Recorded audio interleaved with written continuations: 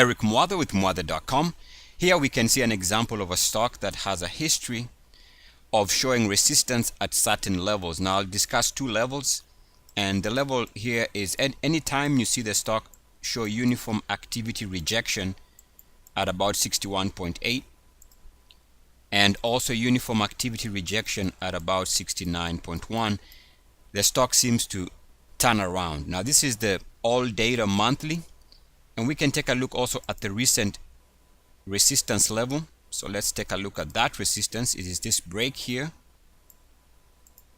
and the break brought the stock off the highs here in late 2013. Now if we draw a line from this break point right there, you can see that recently we've gone above that line and back below it with uniform action. That line so happens to be at about 61.8, hence the reason why the stock is responding with about 18 to 15% drop this month already. Now we can test that 61.8 level by going backwards, and you can see that here we had uniform activity with a double top rejection there for the highs of 04, and the stock went on a major bear market. Even here we have uniform activity below and above 61.8.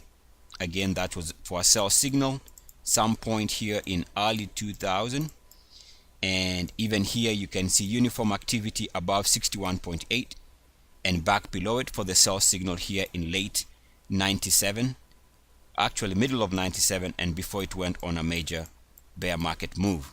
Now that's one layer of resistance, which is uniform activity rejection at 61.8.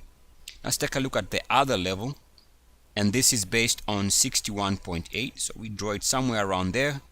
You can see every time we have uniform activity rejection, the stock makes a monthly high and pulls back. Uniform activity rejection at 69.1, the market pulls back. So again, here these are just examples of uniform activity above 69.1. Here we have also uniform activity above 69.1 and back below it for the highs here. You got a double top uniform activity rejection for the highs there in early 04, and recently you can see it came close to 69.1 uniform activity rejection for the highs here of late last month. So right now, given the way the stock has been behaving throughout its trading history, you can see right now the stock has hit some type of a ceiling, which might explain why it's pulling back in the current market. Now, by the way, as an example here, we can see in periods where the stock held above 69.1, the stock went on a major run.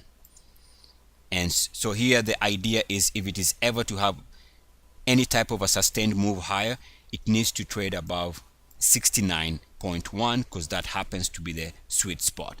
Eric Mwatha with Mwatha.com. As always, good luck, peace, and blessings.